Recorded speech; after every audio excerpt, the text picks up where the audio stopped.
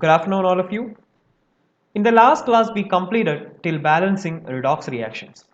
And today we are moving on to the next topic, which is redox reactions as the basis for titration.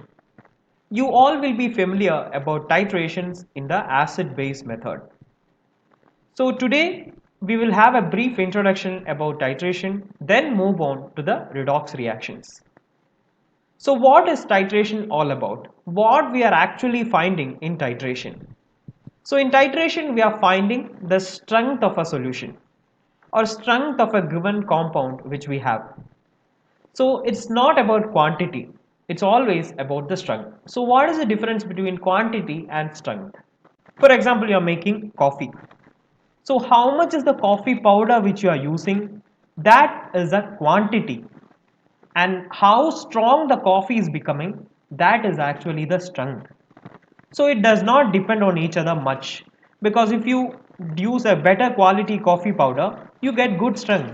If you use a lower quality one, then you get low strength. So quantity is always not about strength. Strength is different. So we in the titration we measure the strength of it, strength of the solution. We are not considering the quantity. We are not answering the question how much or how much is the quantity. We are just answering how much is the strength, how strong. That is the question. So that is what we are measuring in titration. It does not depend on the quantity much, as I told. So strength of the coffee also depends on the quality of the coffee powder which we take and the nature of the coffee powder. So it is more than quantity, quality of this we are measuring by strength. So this is being done in titration. We are measuring the strength. I hope you are clear with what is strength and what is the quantity which we are taking. It is two different things and we are measuring the strength in titration. So moving on. So titration, we have an apparatus like this. We have a burette in which we fill a solution and we add the solution slowly to the other solution which we want to estimate, and there is always a color change in titration, right? So we get a color change, we stop the solution from this. That is actually done in titration. We keep our desired solution, we add some other solution to this, and we get a color change there. We will speak about how the color change comes later. So whenever we get a color change, we stop adding that, and this quantity is measured, or how much we are adding, to this to get a color change. So for example, I'm telling you, like we have taken NaOH in this in acid base titration and we have added HCl and with a indicator there which changes the color. So we are adding NaOH to this solution to HCl, and finally when the acid base reaction is done, the color will change, and when the color changes we can mark which position we got the color change. So that is actually done in titration, and we will study it deeply now, or how the color change is coming, all that we will discuss. So the basic idea is whenever we get a color change, we will know the reaction is stopped. So when the reaction is stopped, we can understand how much we used, how much solution we used here, that we can understand here. So with that knowledge of how much we used, we can identify the strength of the solution which we took. That is what is done in titration. So initially we will be speaking more about acid-base titration for you all to get a basic idea about titration. So then we will move on to redox. Till then you don't have to prepare notes on acid-base titration, you have learnt it before also. So before that, knowing the indicator. We are knowing an acid-base indicator here. So phenolphthalein is an acid-base indicator we use for acid-base titration. Phenolphthalein solution, when we add it to a basic medium, it will show pink color. And when we add this to an acidic medium, it will show a colorless form. So indicator is something which indicates a property.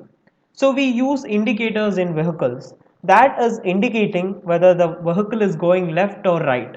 So actually it is indicating something. Same like that, phenolphthalein is used to indicate whether the medium is basic or the medium is acidic or neutral. So remember this, phenolphthalein, when it is added to a basic medium, it will show pink in color, and when that is present in a neutral or acidic medium, we will get a colorless solution. So now we will see an example of titration. So in a water, we are taking some amount of indicator first. So the phenolphthalein indicator we are taking, we are adding it to water. And when we add it to water, there will not be any color change because it's a neutral medium. It is no color change. It will stay as the colorless form. And now we are adding some amount of base to it. We don't know how much we added or what is the strength of the solution now. We added some base to it. So it changed its color to basic medium color, which is pink. So we took a solution, we added phenolphthalein to it, then we added base. As soon as we added base, it will change its color to the basic medium color, which is pink. Now we are starting to add acid to it.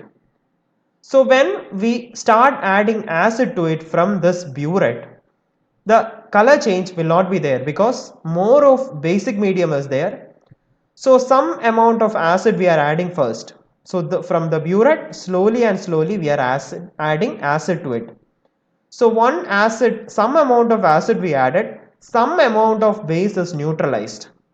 And neutral is colorless medium. But as more and more of basic medium is there, there will not be any color change. And we continue adding it.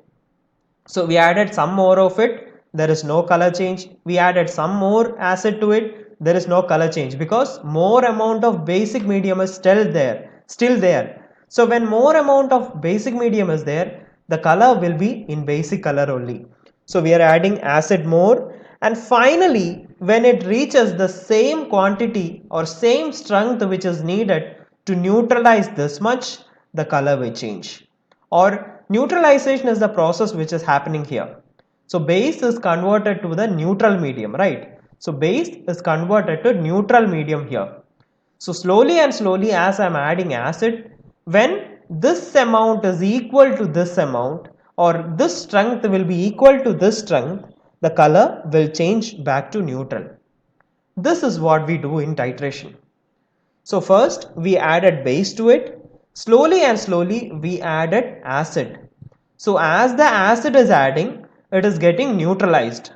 But when more amount of base is present, basic solution will show pink in color. So when the same amount of this and this we add, neutralization is complete. Whole of the base is converted to neutral.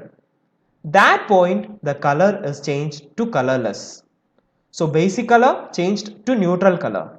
And with this what we get? So we didn't know what is the strength of this what we added in the initial stage. But when we know amount of this or how much we added from the burette, we will calculate this amount from this amount. So we know how much we added. We don't know how much we took. So we are calculating this strength by help of this strength. So this is what we do in titration. So one of them, which is the unknown solution, we are calculating the strength of it by the amount of solution which we add. That is the basic of titration. Now we will see there are a lot of color changes involved in acid and basic titration and even other titrations like redox titration. Like it can be from pink to purple, it can be from purple to pink or purple to colorless, pink to colorless. Many color changes are involved in titrations. So now we will move on to redox titration. So in a redox titration, it is very similar to that of acid base. So in redox reaction, we have an oxidant and reductant. A is getting oxidized and B is getting reduced here. Think like that.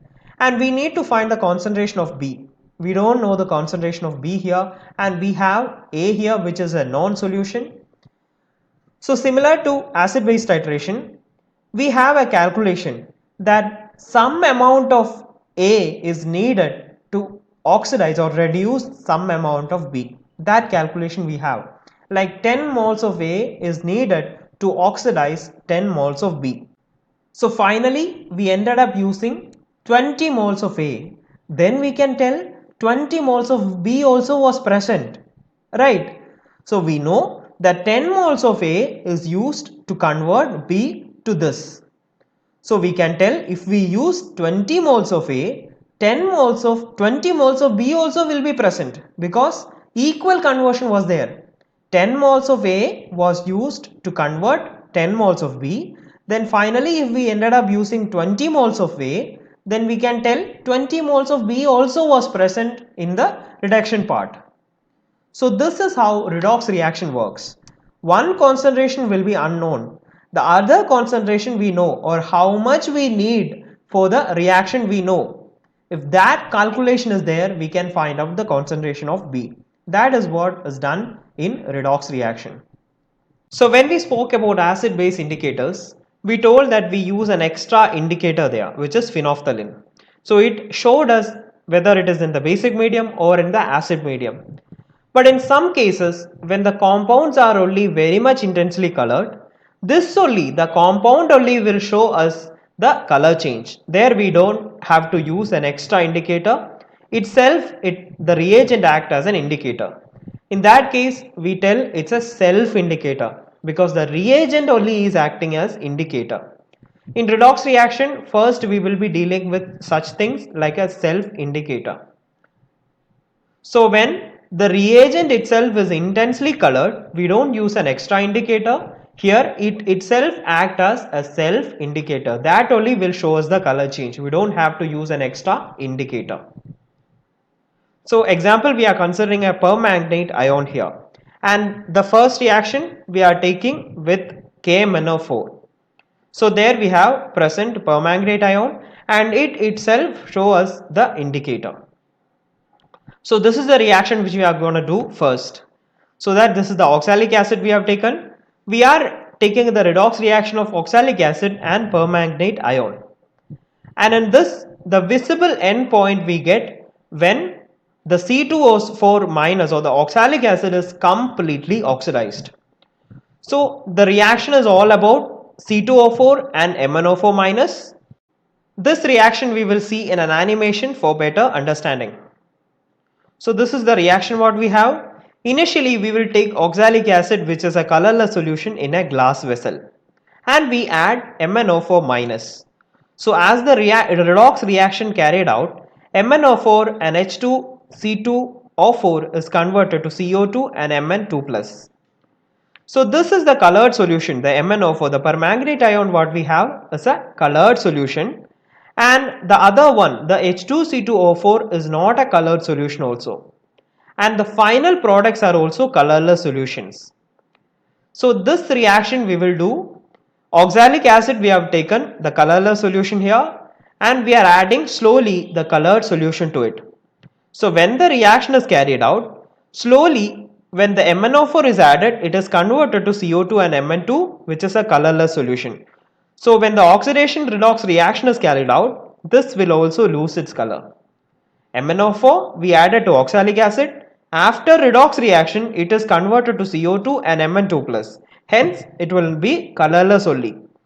Again, we are adding MnO4 to it. The permanganate ion, the colored ion we are adding, it will have an oxidation redox reaction with C2H2O4, which is the oxalic acid. Again, it will also lose color.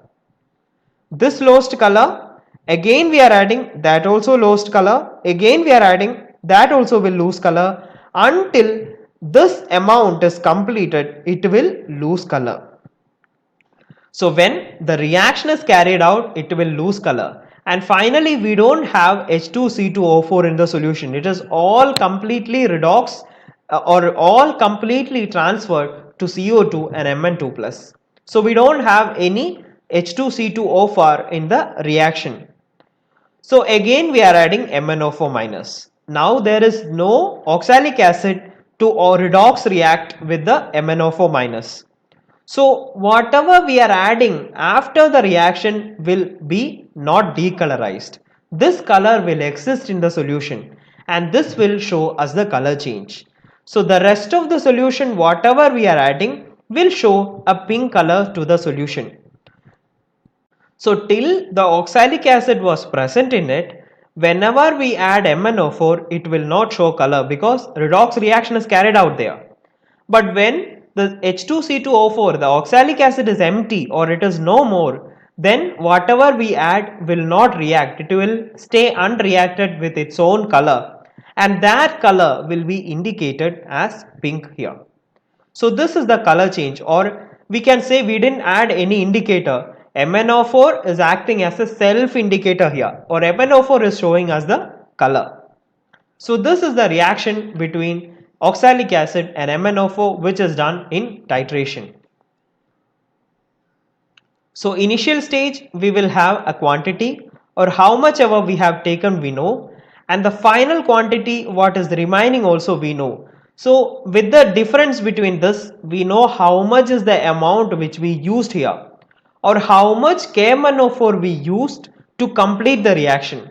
So if we know this quantity or this strength, we can identify the strength of the solution which we have taken.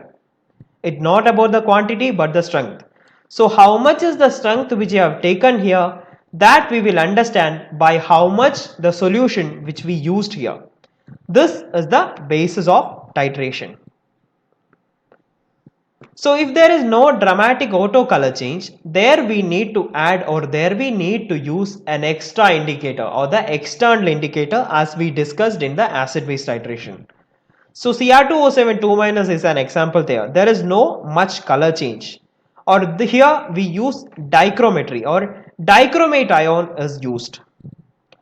So in this example, which is not a self indicator but oxidizes the indicator substance diphenylamine. So diphenylamine is the indicator which we use here. So it shows us a color change just after the equivalence point, or when the reaction is complete. It produces an intense blue color after the reaction is complete, and this signal as the endpoint. That also we will see. So initially we have an oxalic acid, but in case of permanganate ion we have Cr2O7, the chromate ion we have, which is not having any color. So because of that we need to add a diphenylamine, which is an extra indicator to it. So we are adding diphenylamine to oxalic acid, and it will not show any color there. And as soon as we are starting adding Cr2O7 2-, or when we use enough amount of Cr2O7 2-, the diphenylamine which we added will change its color. So when the redox reaction is complete, the diphenylamine which we added will change the color. So with this quantity how much we added, we can find out the oxalic acid quantity which we have taken. So here the oxalic acid or Cr2O7 2- is not the one which gives us the color, but the diphenylamine which we added in the beginning is showing us the color. So here we can tell it's an external indicator. It is showing a color change when the reaction is complete. So with this quantity how much we added, we can find the strength of the oxalic acid which we took here. This is the external indicator process. This is another method which we have. It is used in the restricted cases only, where in the reagents which are able to oxidize I- ion. Iodine is the chief component here. For example, Cu2. Cu2 is able to oxidize the I- to form I2. So minus charge to 0, it is increase in oxidation number. So oxidation is the process. This is somewhat similar to that of a self-indicator case we told, but the application is restricted to reagents which oxidize I- ions. So here we are taking Cu2 plus and I-, and I- we will take with starch solution, and we will take I- with starch solution, and we will add Cu2 plus to it. So soon the I- is converted to I2, we will get a color change. The blue color is shown when I- is completely converted to I2. So that is the one kind of redox reaction what we have, and shows a very specific reaction with thiosulfate, which is also a redox reaction. On addition of starch, after the liberation of iodine from the reaction of Cu2 plus ions, an intense blue color appears, and when we add thiosulfate ion, the blue color is lost. So when thiosulfate is added, I2 is again converted to I- and hence there the blue color is lost. By these two reactions, we can find out the end point also. So this is the reaction what we have today. We studied the three types of reaction. It is just given as very low points in your textbook. So read the textbook and prepare notes according to the textbook only. You don't need to write these points. You just write the points which is minimal in the textbook. So with this we end up our session. So prepare notes from the textbook and submit. Thank you.